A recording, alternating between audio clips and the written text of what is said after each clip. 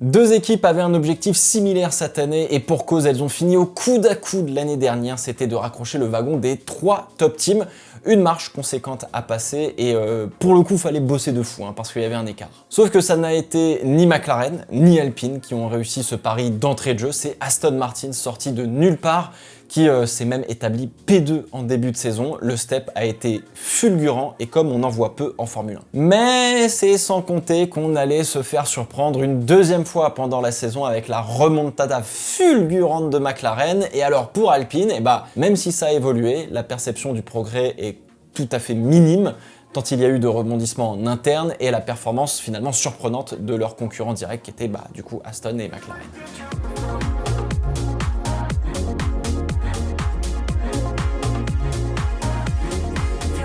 Bon, oui, il fallait bien qu'on en reparle, ce n'était vraiment pas une saison facile pour Alpine, entre les problèmes de fiabilité, les problèmes en interne à gérer, l'équipe a stagné en termes de performance, c'était difficile. Mais en fait, quand tu as en face de toi Aston Martin et McLaren qui ont fait un giga step cette saison, on se dit que on est quand même passé complètement à côté de quelque chose dans cette écurie française. Il y a un truc qui va pas. Alors je vais pas vous refaire le pourquoi du comment, on a déjà fait une vidéo entière sur le cas d'Alpine il y a plusieurs semaines et à vrai dire, depuis, peu de choses ont vraiment eu le temps de changer et c'est tout à fait normal. Le changement, ça prend du temps. Bon, sur cette saison 2023, quand même, 3 podiums, dont 1 en sprint, même si je trouve que ça compte pas vraiment. Ocon se mange 7 abandons, 3 pour Pierre, dont les 2 accrochages de Melbourne et de la Hongrie. Je compte pas les moteurs qui crament en essai libre comme à Bakou, où c'est un problème de montage de la voiture plutôt qu'un problème de conception du moteur. Oui, une fois que tu conçois un moteur, faut que les mécanos sachent le monter, et ça, du coup, a priori, c'était pas gagné. Je trouve que les pilotes ont surperformé quand même par rapport au matériel qu'ils avaient entre les mains, et les quelques erreurs stratégiques quand même commises par l'équipe. Et je compte pas les fois où ça s'est pris les pieds dans le tapis, et où on s'est retrouvé bien trop souvent avec les 2 voitures qui se bataillaient en piste, au lieu de travailler ensemble, même si ça a fini par travailler un peu ensemble, etc. Mais à chaque fois, il n'y avait pas de consigne d'équipe et du coup, ça foutait le bordel. Alors, il faut savoir que Gasly a changé d'ingé en cours de saison, donc c'était pas ouf. Bruno Famin a pris les rênes de l'écurie, on a fait un gros ménage en interne et il va continuer encore un peu pour la fin de l'année. Le châssis, il est pas top, le moteur non plus, l'aéro, c'est clairement en dessous, bref, c'est un peu l'enfer. Donc c'est encore une fois de la transition, il y a beaucoup de boulot, mais maintenant, la prochaine vraie échéance pour Alpine, c'est évidemment 2026. Alors autant pour Pierre Gasly, c'est pas idiot de rester à la fin de son contrat qui donc prend fin 2024 pour continuer ce projet, pour ensuite partir ailleurs si jamais ça se concrétise pas. Autant pour Esteban Ocon, c'est différent, ça fait maintenant 4 saisons qu'il est là et finalement quasiment aucune progression n'a été faite. Pire, on est reparti pour une transition. Excuse-moi, mais ça commence à faire long là, un petit peu. Alors pour sa carrière et au vu du timing, ça ferait sens de partir s'il y a une bonne option et un beau projet qui est solide et qui montre le bout de son nez, quoi. Comme la rumeur qu'on a eue qu'Esteban Ocon avait des discussions avec Audi. Bon, faudra attendre de voir si ça se concrétise ou pas, mais pour le convaincre de rester chez Alpine, il n'y a pas 36 solutions.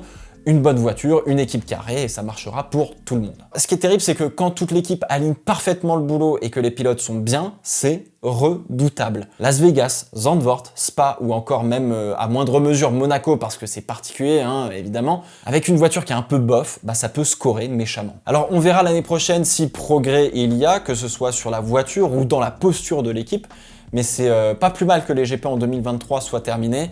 Alpine a été dans un no man's land dans la saison, trop loin de ceux qui ont progressé et très loin du dernier paquet, donc P6 quoi. Et justement, en fin d'année dernière, on s'attendait à voir l'équipe progresser et se rapprocher des 3 top teams de l'époque, sauf que en début de saison, on a vu une équipe qui a fait un véritable bond en avant énorme, rejoint un peu plus tard dans la saison par une autre équipe et aucune des deux n'était Alpine. Alors vous avez été nombreux dans les commentaires à être au mieux sceptiques sur ce que je vous annonçais sur Aston Martin après les essais hivernaux, au pire catastrophé de voir mon niveau de lecture de la grille de Formule 1 complètement faux et complètement idiot parce que après tout je suis qu'un youtubeur un peu à la con. Bon, 6 podiums en 8 courses pour un début de saison, ça va, je suis à peu près rassuré sur ce que je voyais pendant les on-board des essais hivernaux, donc voilà. Ok. Alors la performance d'Aston Martin s'explique quand même par plusieurs facteurs. L'arrivée de Dan Fallows l'année dernière et le travail mis en place pour 2023, ça a payé. Sachant qu'ils avaient une belle quantité de runs en soufflerie supplémentaires par rapport au haut du tableau, puisque ils avaient fini P7 l'année dernière. Alors ça fait pas tout, mais ça aide. D'ailleurs, la nouvelle usine, elle est prête. Tout le monde a commencé à emménager depuis le début de l'été. Donc les prochaines voitures, et surtout celles de 2025 et de 2026, vont être conçues, développées et produites à 100% depuis cette nouvelle usine ultra moderne. On verra des bénéfices sur la voiture de 2024, évidemment, mais il y a une vraie pente ascendante sur la croissance de cette équipe, que ce soit en performance, en points, en images, mais aussi d'ailleurs en bourse. Bah oui, ça a beaucoup monté pendant la saison avant de se prendre naturellement une baisse à cause des résultats sportifs, mais tout n'est pas lié à la F1, évidemment, faut aussi vendre des voitures, notamment. Alors ce qui a été le plus frappant, c'est qu'Aston Martin n'était pas genre la quatrième force du plateau, souvent à la bataille avec Ferrari et Mercedes en début de saison. Non, ils étaient nettement la deuxième force du plateau en début de saison, d'accord? Ils n'ont pas progressé en mode on raccroche les 3 top teams. Vous êtes pas content? P2. Alors c'est terrible parce qu'avec une voiture aussi performante, Lance Stroll est toujours aussi moyen. Aucun podium, une ou deux petites remontées assez sympas et quelques courses vraiment bonnes comme Las Vegas par exemple. Mais sinon, non, Lance Stroll n'a pas été à la hauteur de la voiture qu'il avait entre les mains. Bon alors, est-ce qu'on a vraiment besoin de faire la comparaison avec Fernando Alonso? Ce sont deux pilotes qui, pour moi, boxent dans des catégories différentes. Alonso a tenté de jouer un peu trop le jeu d'équipe en début de saison pour bien se faire voir par sa nouvelle équipe, en ne voulant pas attaquer Stroll en Espagne ou en donnant des conseils sur la balance de frein de la voiture. Toutes ces petites choses qui, au fur et à mesure de la saison, ont disparu quand même. Bon, à la fin, celui qui tient la baraque, ça reste évidemment l'Espagnol. Ceci étant dit, c'est dommageable pour Aston Martin d'avoir qu'un seul pilote qui score autant. Ils finissent à 22 points de McLaren avec un Stroll qui n'a marqué qu'un quart des points de l'écurie. Mais leur classement n'est pas uniquement lié à Stroll, évidemment. Aston Martin a pris la mauvaise direction dans son développement de voitures cette année et ça s'est ressenti évidemment en course et au classement. Finito les podiums de début de saison, la voiture apparaissait comme 4e puis 5e force du plateau et c'était assez clair et net. Alors un graphique de la F1 montrait qu'Aston Martin était la seule écurie à avoir perdu de la performance par rapport à Red Bull sur l'ensemble de la saison, de Bahreïn jusqu'au Brésil. Alors ça prouve bien que rien n'est garanti en F1 et que personne n'est à l'abri de faire une erreur. En revanche, évidemment, faut prendre ce genre de graphique avec beaucoup, mais beaucoup de pincettes parce que c'est beaucoup trop global, mais ça dénote en fait le problème de commencer très haut et de se tromper pendant que les autres font le chemin inverse, commencent très bas et arrive très haut. Alors P5 du championnat au final, avec une énorme progression, quasiment 6 fois le nombre de points marqués en plus cette année par rapport à l'année dernière, 8 podiums, le bilan il est vraiment incroyable. Tout en sachant qu'on a eu encore moins de place dans les points, du fait que ce soit resserré à l'avant du peloton, avec l'arrivée de McLaren, avec aussi leur arrivée à eux.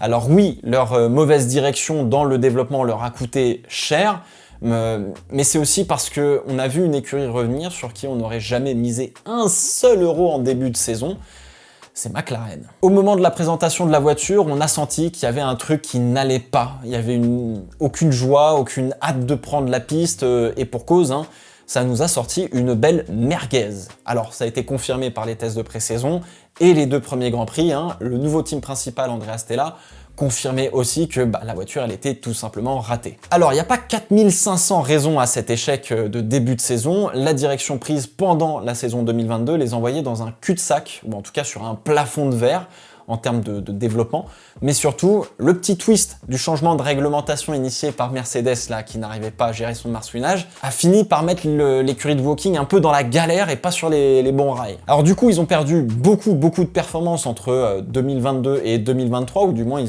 n'ont pas eu le gain de performance qu'ils attendaient, surtout sur le plancher de la voiture. Le changement de direction de développement a été entre guillemets fait très tard en 2022, quand ils se sont rendus compte que en fait avec les nouveaux twists de réglementation c'était le bordel. Du coup début de saison 2023, cata, la voiture manquait d'appui en règle générale et avait trop de traînées. Donc c'était une question de temps avant de voir des progrès sur la voiture arriver en cours de saison et surtout si cela allait être payant ou pas. Globalement, on peut pas spécialement parler de gros ratages, mais plutôt de gros retards. Parce qu'ils se sont rendus compte de leur erreur et ils ont bossé. Et quand on est arrivé en Autriche, avec la grosse évolution chez McLaren, notamment pour Lando Norris, attention les yeux. Je crois qu'il y a eu plancher, ponton, aileron, enfin la totale. Norris n'y croyait pas et invitait à la prudence naturellement parce qu'il y avait non seulement encore du boulot, mais il fallait aussi confirmer la tendance sur les autres circuits et surtout sur des circuits différents du Red Bull Ring. Alors c'est passé quand même de P17 qui finit à 2 tours à Bahreïn à P4 à 26 secondes du vainqueur en moins de 10 Grands Prix, d'accord? C'est exceptionnel. Comme pour Aston, ça laisse sans voix, hein. Alors évidemment, on aurait pu se dire que c'était passager, que c'était le circuit ou la bonne forme de Norris ou des conditions un peu particulières, etc. Mais non, non, non. Piastri a énormément assuré aussi pour sa première saison en F1. On avait peu de doutes là-dessus, c'est sûr. Mais quand on lui a donné lui aussi les améliorations, bah, il était dans le rythme de Norris et à la bataille pour des podiums. Le duo est hyper homogène et ça a super bien fonctionné. Alors 2 podiums d'affilée pour Norris avant d'en scorer 4 d'affilée, dont 2 doubles podiums avec Piastri. Et je compte pas sa victoire en sprint parce que, encore une fois, tout ce qui est sprint, moi ça me casse les couilles. La remontada de McLaren m'a laissé sans voix et reste un exemple sur la manière d'aborder les situations difficiles. Ça a fait le dos rond, ça s'est tu, ça a encaissé, ça a travaillé dur. Si jamais vous avez envie de comprendre, c'est comme avec James Vols.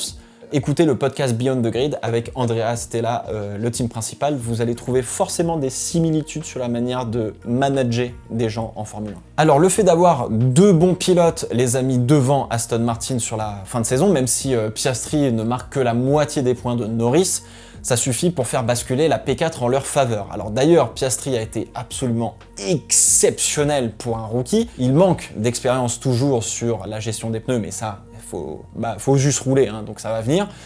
Mais très peu d'accrochage en piste, ou du moins pas forcément de sa faute. Et surtout, mais il a un calme olympien, c'est parfois même déroutant, presque ça fait peur, tu vois, de se dire comment il fait pour être aussi... Tu te dis, il a un problème de tension, le gars il est à 5,2 de tension, tu sais pas. Alors ne pas oublier qu'on a aussi récupéré chez McLaren un certain Rob Marshall, ingénieur chez Red Bull, qui commencera son boulot en 2024. Je suppose qu'il a commencé à travailler un petit peu avant, voilà. Alors il vient pas avec des disques durs non plus, hein, mais on peut pas l'obliger à oublier ce qu'il a appris chez Red Bull, chez les champions du monde, etc. Et ça c'est tout à fait normal. Le step d'Aston Martin a fait qu'ils ont marqué beaucoup de points en début de championnat et surtout ils se sont assurés d'avoir une voiture qui prétendait à chaque course de pouvoir jouer les points, ce qui n'a pas toujours été le cas chez Alpine par exemple. McLaren, eux, ils ont fait un step surréaliste et ils ont pris leurs points seulement sur les 2 derniers tiers du championnat. C'est phénoménal. Et donc forcément, si ces 2 équipes ont été capables de faire ces steps à des moments différents, c'est que cela est possible aussi pour Alpine. Ça a eu trop de problèmes à gérer en interne, que ce soit à Enstone surtout, ou même forcément un petit peu à Viry-Châtillon. Mais globalement, sur la direction technique, il y a un problème. Alpine a donc 3 exemples d'écuries qui ont fait des très gros steps et qui vont continuer sur 2024. Aston Martin, qui vient de nulle part, McLaren, qui a décollé comme une Falcon Heavy, et Williams, qui, avec un leader fort, a réussi à faire le premier step nécessaire pour se sortir du trou. La question est donc sur l'équipe et la voiture. Les 2 pilotes que sont Pierre et Esteban sont largement capables de donner des dixièmes entiers de performance en plus quand ils ont la voiture entre les mains. Attention à Williams quand même, parce que c'est pas le moment de sous-estimer les autres écuries, même s'il y a encore un gap. Attention. Parce qu'en fait, maintenant, on a un Big Five qui est bien établi et qui, à la régulière, trust toutes les places dans les points. Donc, à moins d'un réel progrès pour Alpine, c'est le danger du fond de tableau qui pointe le bout de son nez et les derniers points vont valoir une fortune en 2024 pour la 2e partie de tableau. Vu la convergence des performances chez tout le monde, est-ce que ce serait pas intelligent, pour le coup, d'étendre le nombre de places attribuant les points à plus de 10 pour redonner de la récompense à la régularité plutôt qu'au coup d'éclat pour les écuries de 2e partie de tableau? À vous de me dire dans les commentaires, mais juste pour m'expliquer, vu que, par exemple, à la régulière, les 10 places sont prises par les 5 top teams, ça veut dire qu'un coup d'éclat de Haas ou d'Alfa Romeo qui marquerait quasiment 15 points d'un coup, sur un coup de chance comme ça voudrait dire que derrière, Alpine, s'ils n'arrivent pas à marquer de temps en temps des points, machin, etc., ça voudrait dire que juste des coups d'éclat suffiraient pour grappiller des grosses places. Ce qui est un petit peu dommage, je trouve, mais ce qui est tout aussi intéressant et ce qu'on a vécu finalement cette année avec les écuries de fond de tableau. Mais je me dis peut-être que ça serait intéressant de passer sur un classement de points qui récompense même les derniers, entre guillemets, et qui soit plus linéaire plutôt que de la P1 à la P10, je pense. Ce serait plus juste, ça récompenserait vraiment la régularité, surtout sur un championnat qui est aussi long avec 22, l'année prochaine 24 courses. Je trouverais ça peut-être pas mal finalement. Bref, à vous de me dire dans les commentaires.